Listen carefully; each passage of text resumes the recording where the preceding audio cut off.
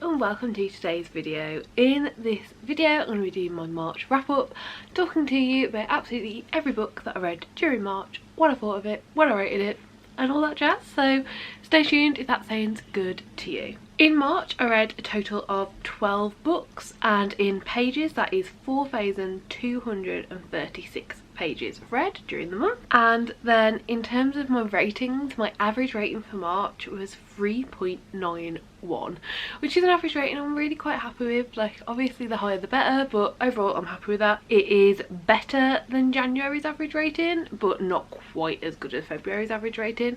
And I'll put the breakdown of like all my ratings for the month of March on the screen right now, so you can kind of see how they're spread out throughout the month. As you can see, only one book got below 3 stars in March, and that was a book that was a reread from when I was younger, and it was a book that I loved when I was younger, so I don't regret reading it. Obviously I wish it would have stood the test of time, but unfortunately it did not. Overall, I'm really happy with how March went. There are still 2 books that were on my March TBR that I started during March, but I have not yet finished them. So if you do feel like there's books that you expected to see here that are not here, it's probably because I just haven't finished them yet, so they'll be in the April wrap up instead. So that's all of the like stuff to start up the video, to be honest. Like, that's all of the statistical bits and bobs, all the things that I feel like are important. I think it's time to just talk about the books. So the first book that I read during March was Storm of Secrets and Sorrow. This was the latest release in the Legacy series, which was just so good. This got 5 stars. This is my favourite book of the month. It was absolutely amazing. It did so much. However, it is book 2 of the series, so I can't tell you that much. If you don't know anything about this series, we have Legacy and we have Fae, and the Legacy basically like control the Fae in this world, but also the like highest of the Legacy get to pick a Fae to kind of like be theirs for a bond. It's a bit more complicated than that, and you'll find out more than that just by reading the back of book 1, but I don't feel like you really need to know much more going into it. I would really recommend, if you haven't read it, then reading the Lady of Darkness series first, because the universe in general is connected. So I would say if you read the Lady of Darkness series, then you'll know exactly what I mean by what I just said. And honestly, I feel like if you enjoyed Lady of Darkness, you'll enjoy this one. So yeah, can I say anything, or is absolutely everything I wrote down spoilery? I have got my reading journal here, so I can make sure that like I can give you information, but I think this might all be spoilers. This book picked up straight after the events of the end of book 1, and I did really like that. It really set me straight into it, and it really felt like I knew exactly what was going on. And we got a lot from our main characters in this book. I really don't think I can say anything else. There were things that I didn't expect, there were things that I did expect, but it was all done very cleverly. It was all done, I don't know, like in a way that really made me think, and I just can't wait for more books to come out in this series. I think the third one's meant to be coming out October or November, so fingers crossed that happens, because I would just love to keep reading and read more of this. Then I read Dinosaur Friendship. I ended up giving this one 4 stars. If you don't know what this is the 3rd collection of these comic strips that have been put together that just show dinosaurs going through life. This book, as the title explains, is all about friendship. The contents of the book is split into friends, family, love, yourself and professional, and it's really nice. It definitely makes you feel seen. There are definitely things that you can relate to in this, as I have in the first 2. I would say I enjoyed this the same as the first 2. I definitely enjoy spending time in these like little books and like looking through these comic strips. They are really like, I don't know, interesting. They show a lot of different sides of life, I'd say, and it's quite interesting that they can, like, these are just little dinosaurs going about life, and they can show like so much emotion and so many things. It's just like a very wholesome, nice read that really makes you feel seen. So yeah, 4 stars. If there are any more in this series published, I will definitely pick them up. Then I will link a video up here. I did a video where I read quite a few graphic novels. So the next 4 books that I'm going to talk about, I'm only going to say a quick little thing about because I go into detail about them in that video. So First up, I read Nimona. I ended up rating this 3.5 stars. I did really enjoy it. I just don't think I really vibed with the whole like superhero stories, to be honest. Like, it didn't pull me in. So yeah, I enjoyed it. I thought it was fun. I liked the characters. It was easy enough to follow. I think unfortunately the illustration style didn't 100% like vibe for me either. So yeah, it was just one that didn't 100% work. This is kind of the illustration style you can expect, and it was fun enough. I gave it 3.5 stars. I enjoyed it. It's a standalone, so like I have no regret reading it or anything like that, and I had a lot of fun in the world. I think because I didn't vibe with the illustration style, if it wasn't a standalone I would and ah about picking up more, but the story itself was fun. So yeah, that's kind of what you wanted out of it. Then I read Wind. This is book 1 in the Flight of the Prince series. So I gave this 4 stars. It was really good. It showed a very small amount of a story, and I did not realise that this was like a series and a series that the other books had come out in until I looked it up afterwards, and I was very, very happy that it did, because this does feel like the start of a story, I would say. I definitely wish I had the other book on hand to just go into and start reading, but I liked how it ended. It ended in a way where it felt like character growth was kind of like had come full circle. Like the characters could grow more, but like the things that we've been seeing throughout this were kind of moving along. But it also ended in a way where I feel like the next book we're going to get to see so much more of this world, and I'm really, really excited about it. If you are interested in this one, this is what the art style looks like. It's very cool, very colourful. Lots of different colours here, there and everywhere, and it was really, really fun. I feel like I would have needed to have got to know the characters a lot more for this to get a 5 stars, because characters are so important in stories like this. I feel like I don't 100% know them, especially the side characters, but I don't feel like I 100% know our main character either. So that was kind of the only negative for me. I just wish there was a bit more getting to know the characters in this, but overall really, really enjoyed. It's a story of Wind, who has magic, and magic is punishable by death, so when things get dodgy they need to figure out a way out. Then next up I read Lights. This is the 3rd and final book in the Sheets trilogy.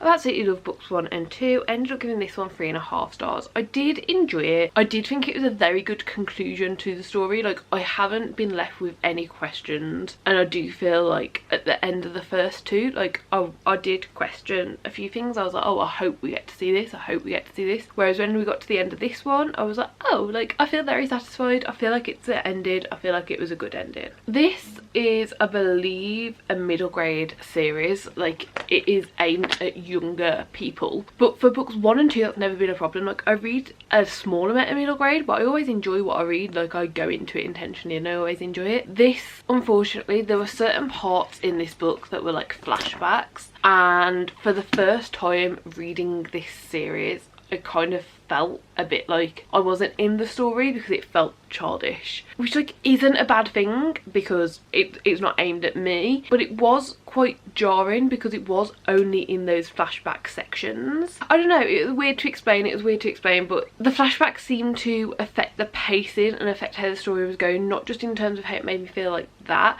but also in terms of being quite sporadic, I guess is the best way to put it. I don't know. It was good. It was good. I enjoyed it. I would recommend it. If you read the first 2, I think it's a really great conclusion. I guess the problem for me was there was this isn't, I'm not going to spoil anything, I'm not going to say anything, but if you want to know nothing about this, skip the next like 30 seconds. There was a character in this who it very much seemed like was being pushed to be portrayed as a villain by our main characters we're following, but as an adult reading it, the bad things they were doing, the things that were trying to like push them to be this villain, they weren't bad.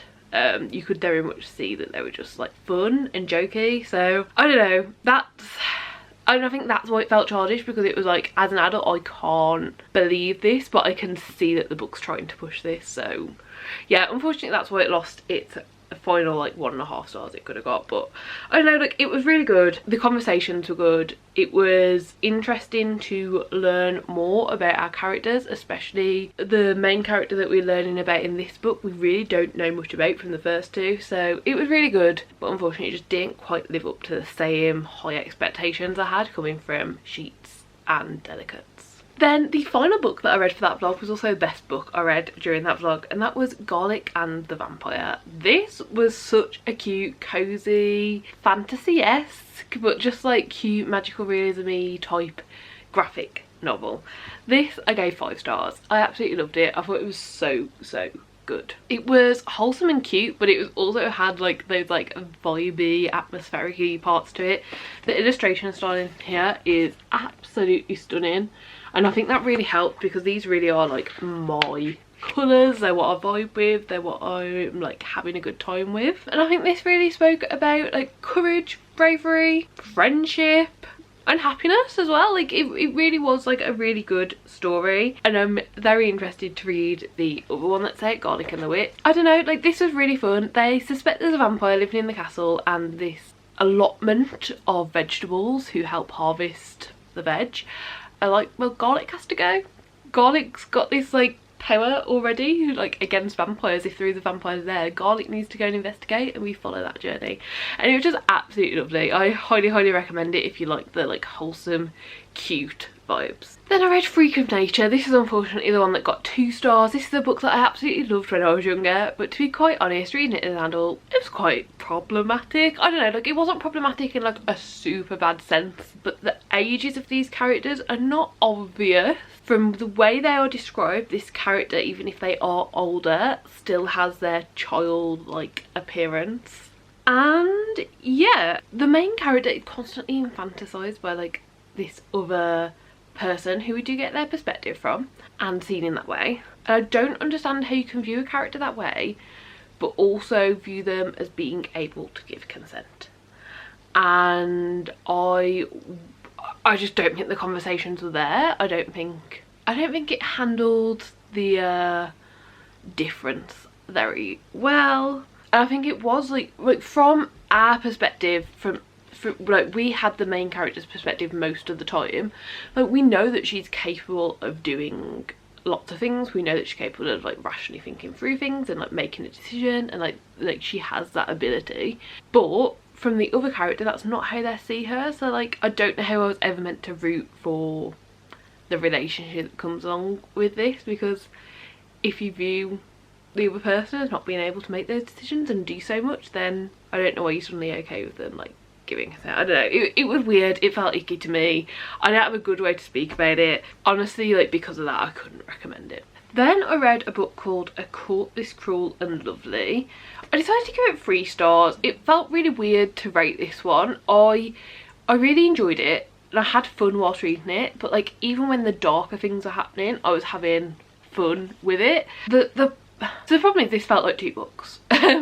We had one plot that happened for about half the book, and then we reach a destination and it's like we have a completely different plot, and they felt like 2 very different books. So I've had a difficult time rating this. I don't think it's like the best book ever, but it was really fun. It was really easy going. It was very easy to read, and I liked our characters. So like overall it was good, just something about it, like, and I don't know if it was just the fact of how split the book felt or if there was more to it and I'm just like not able to like figure that out.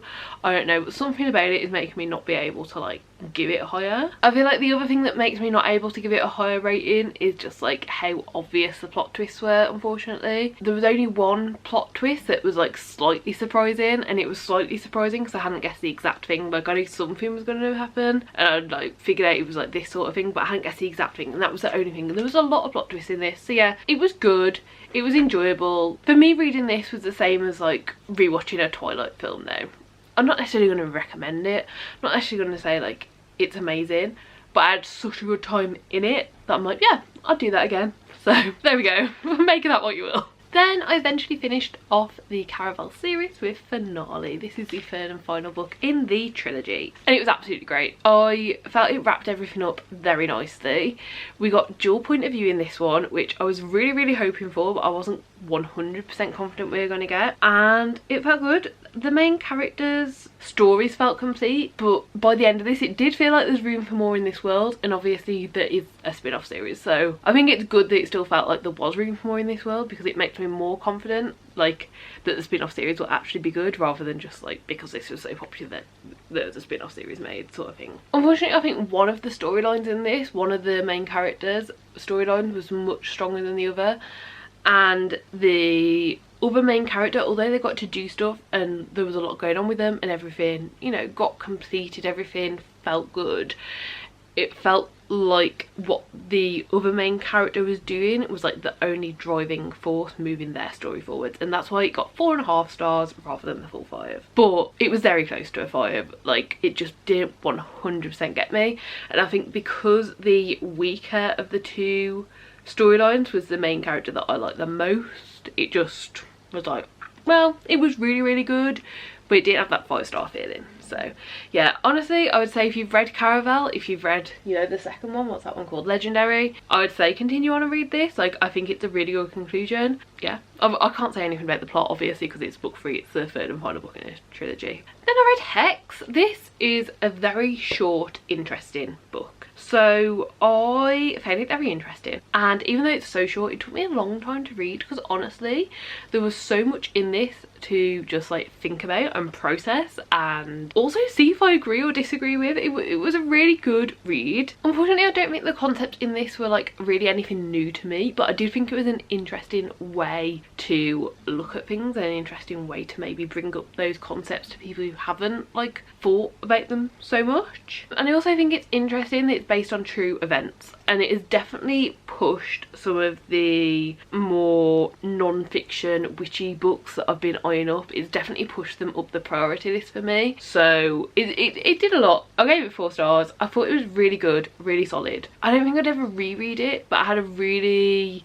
interesting time whilst I did read it, and I'd say I would recommend it, but do trigger warnings before you go into this. Even though it is so short, it is very heavy, so I would say be careful with this one. And honestly, I've never read anything like this before. I don't really dabble that much in the more like literary genres, so this was really good. This was really interesting, and I would definitely pick up more by the author. Then I read a book called Bound and Barbed, and I decided to give this one 3.5 stars. It was very interesting. I think it was an alright book to start a series, but I'm very excited to continue this series. It feels like where we left things off is a very interesting place, and I really liked our main character, so I think it's going to be interesting to follow them further in different books. So it was good. The plot was fun.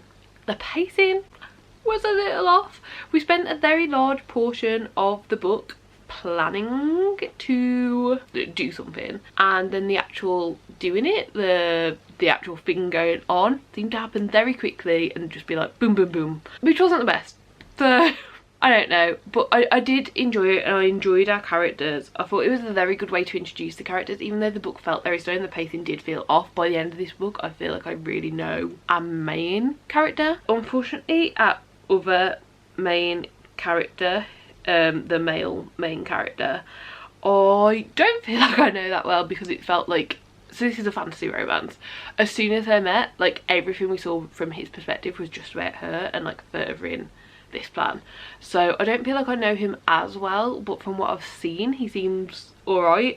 But I do feel like we know our female main character, Eveline, so I'm very interested to see where her story goes and where we go from here now that these events have taken place. And even though the pacing was a little weird and I don't understand why it didn't end at a certain point and we still carried on, it did end up ending on a very interesting thing happening that I didn't see coming. So I'm intrigued to see in the next book how everything is resolved. So yeah, that's that one. It was a very nice, easy read. And then finally, our last read of the month was Foul Heart Huntsman. Not only does this finish off the Foul Lady Fortune duology, this also finishes off the entire of the Secret Shanghai series. And I've given this 5 stars. It did everything I needed it to do. It did everything great. Every single character I feel so happy with how this ended with.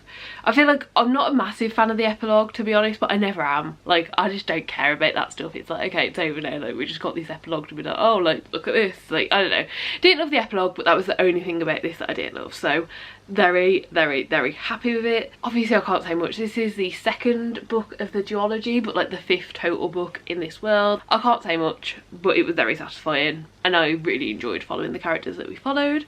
I really enjoyed the perspectives we had and I really enjoyed how this world finished. So yeah, I would definitely recommend the series as a whole, and if you've read some of the series and have enjoyed it, I would definitely recommend continuing on because this was a very satisfying ending. So those were all the books that I read during March. I really do hope that you enjoyed the wrap up. Let me know down below how your reading month went. And yeah, that's it for me for now. I will be doing a live show for the book club book for the Graceling discussion on Saturday, so that will be linked down below if you're interested. And then I'm also going to be doing a Q1 statistics video where I'll talk through all of my reading statistics, how my reading year is looking, and kind of do a big wrap up for the first quarter of the year. So that will be coming next week if you're interested in that as well. But yeah, please do give the video a like if you liked it, subscribe down below if you'd like to see more content like this, and hopefully I'll see you next time. Bye.